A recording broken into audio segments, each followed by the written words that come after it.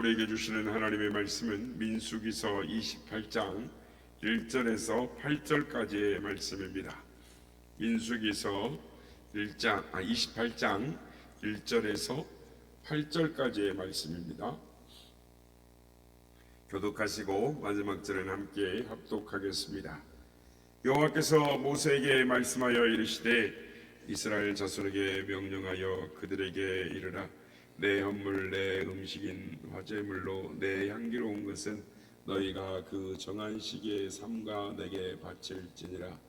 또 그들에게 이르되 너희가 여호와께 드릴 화제는 이러하니 1년 되고 흠없는 수량을 매일 2마리씩 상번제로 드리되 어린 양 1마리는 아침에 드리고 어린 양 1마리는 해 진녘에 드릴 것이요 또 고운 가루 10분의 1 예바에 빠 낸 기름 4분의 1 흰을 섞어서 소제로 드릴 것이니 이는 시내산에서 정한 상번제로서 여호와께서 드리는 향기로운 화제며 또 그 전제는 어린 양 1마리에 4분의 1 흰을 드리되 거룩한 곳에서 여호와께 독주의 전제를 부어 드릴 것이며 해질 때에는 2번째 어린 양을 드리되 아침에 드린 소제와 전제와 같이 여호와께 향기로운 화제로 드릴 것이니라.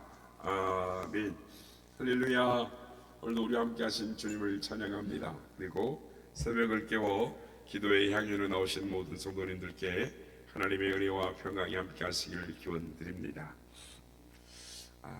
모든 분야에서 이 성공하는 사람들마다 나름대로 혹 이 숨은 비밀, 또 비결 또는 이 철학이 있습니다. 사람들이 각기 나의 성공의 비결은 정직이요 또는 근면이요 노력이요 또는 끝없이 공부하며 연구하는 것이요 아니 내가 성공한 것은 신용이요라고 말을 합니다. 이런 것들은 그 사람들 나름대로의 인생을 살면서 이 터득한 비결이다라고 할 수 있을 것입니다. 그렇다면 성공적인 신앙생활의 비결은 무엇일까요? 이스라엘 백성들에게 있어서 그들의 성공 비결은 한마디로 예배에 있습니다. 주변의 많은 나라들과 달리 한 나라로서의 이스라엘의 성공의 비결은 예배로 규정되는 즉 하나님과의 바른 관계에 있습니다. 유대인들은 하나님의 뜻을 행하고 그 빛을 만방에 드러내도록 택하신 백성이요 언약의 백성이었습니다. 이제 모압 평지에서 인원을 계수하고 또 기업의 분배 방식도 세워졌습니다. 어제 우리가 슬로바스의 딸들의 이야기를 살펴보았는데요. 이제 얼마 있지 않으면 이스라엘 백성들이 약속의 땅에 들어가서 정착하게 됩니다. 그런데 이스라엘 백성들 주변에는 정착한 지금 이전에 있던 백성들이 있습니다. 그리고 그들은 그들 나름대로의 신들을 섬기고 있었고 신들을 섬기는 그 자기들만이 만든 예배의 양식을 가지고 있었습니다. 그래서 하나님께서 오늘 본문을 보면 이스라엘 백성들이 약속의 땅에 들어가서 어떻게 하나님을 예배할 것인가 구체적으로 지시를 설명을 하고 계십니다. 그래서 이스라엘 백성들은 하나님의 택한 백성으로서 그들의 삶을 통해서 하나님의 살아계심과 하나님의 이 빛을 만방에 드러내도록 사명이 있었습니다. 그래서 즉 이방 민족과 다른 삶을 통해서 하나님의 살아계심과 하나님의 영광을 드러낼 사명이 있었다라는 것입니다.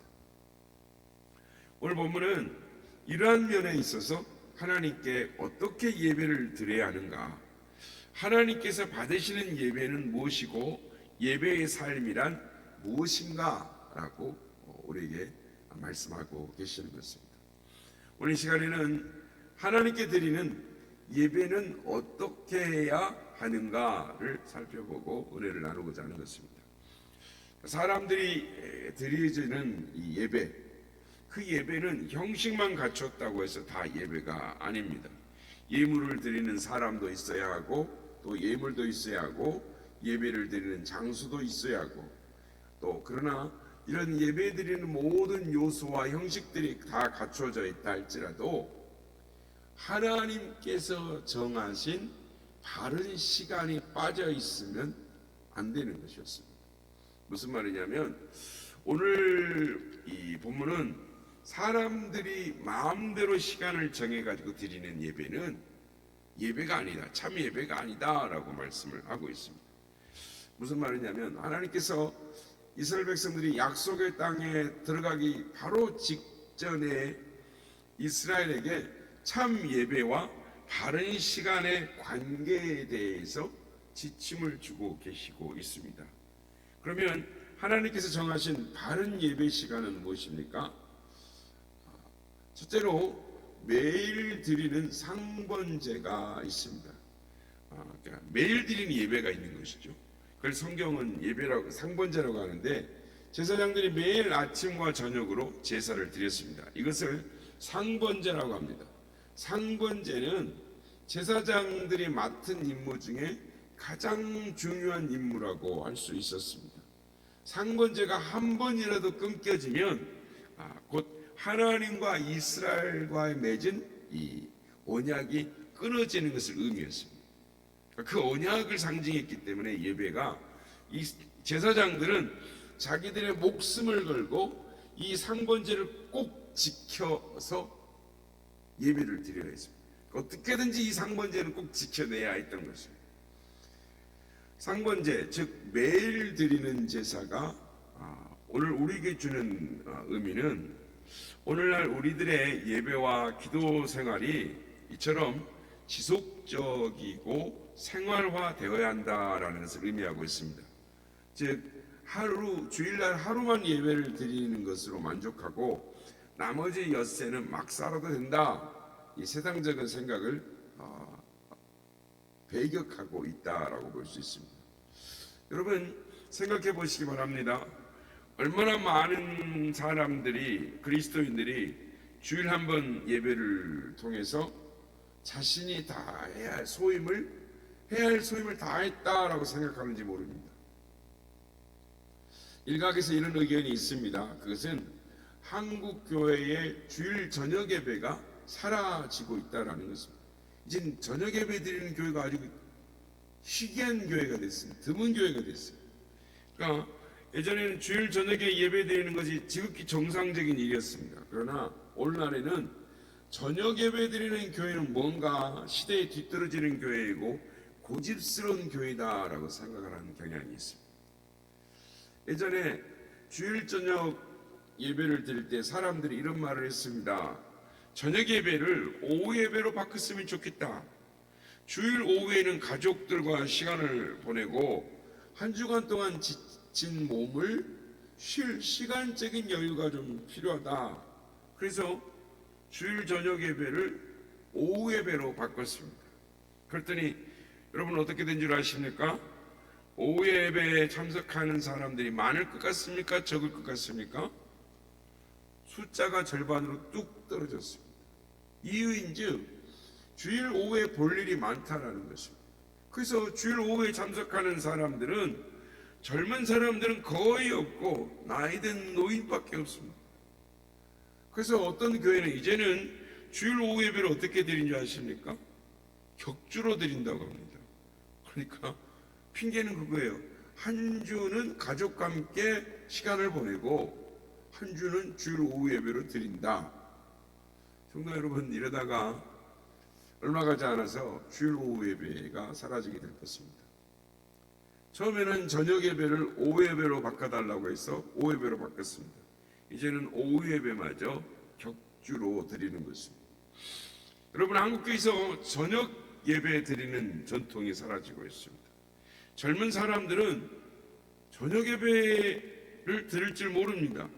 왜 주일날 한 번만 예배 드리면 되지 오후 예배를 또 드려야 되냐고 이렇게 묻습니다.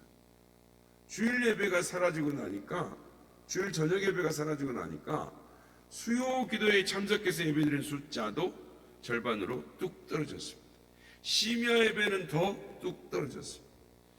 주일 저녁 예배가 사라지고 나니까 교회에 와서 저녁에 예배드리는 것을 이상하게 생각을 하는 것입니다. 사랑하는 성도 여러분, 제사장이 드렸던 상번제는 하나님께서 드리라라고 명령하신 것입니다. 사람들이 아침과 저녁으로 드리겠다고 정한 것이 아니라 하나님이 정해 주신 것입니다. 오늘 시간에 제가 말씀드리고자 하는 것은 주일 저녁 예배를 다시 부활해야 한다라고 말하는 것이 아닙니다. 아침과 저녁으로 드리는 상번제는 꼭 하루에 예배를 2번 드려야 된다라는 율법적인 것을 강조하는 것도 아닙니다. 상번제의 정신이 무엇이냐 하는 것입니다. 여러분, 상번제가 주는 의미는 주일에 드리는 예배뿐만 아니라 세상에서 엿새 동안 사는 날 동안 모든 날이 예배의 연장선이라는 것입니다. 예배에 생활하여 생활의 예배를 말하는 것입니다. 기도도 마찬가지인 것입니다. 기도가 생활화되어야 되고 생활이 기도화되어야 하는 것입니다. 오늘 우리가 드리는 새벽 기도에는 바로 이런 삶의 좋은 실천이요 연습일 것입니다. 이렇게 사는 사람만이 세상에 나가 하나님의 빛과 영광을 드러낼 수 있습니다. 왜냐하면 하나님께서 말씀하셨기 때문입니다. 가나안에 들어가는 이스라엘을 향하여 하나님은 너희는 이방 민족과는 다른 삶을 살아야 한다, 예배하는 삶을 살아야 한다라고 말씀하시기 때문입니다. 예배하는 사람을 통하여 하나님의 빛이 드러나는 것입니다. 예배는 하나님과의 관계를 새롭게 하기 때문인 것입니다. 예배는 하나님의 능력이 나의 삶에 들어오는 유일한 통로가 되기 때문입니다. 사랑하는 성도 여러분, 여러분의 삶이 성공하기를 바라십니까? 승리하기를 바라십니까? 그렇다면 예배의 삶을 사시길 바랍니다. 생활의 예배, 예배의 삶을 살 때 승리하는 삶을 살 수가 있는 것입니다. 둘째로 오늘 보면 9절 말씀을 보면 매주마다 드리는 예배가 있습니다. 매주 드리는 예배는 안식일 예배인데 매일 상번제를 드렸다고 해서 안식일 예배가 감해지는 것이 아니었습니다. 상번제는 상번제대로 드리고 안식일에는 안식일 예배를 더해서 드리라는 것입니다. 구약 안식일 예배는 현재 우리가 드리는 주일 예배로 대체되었습니다.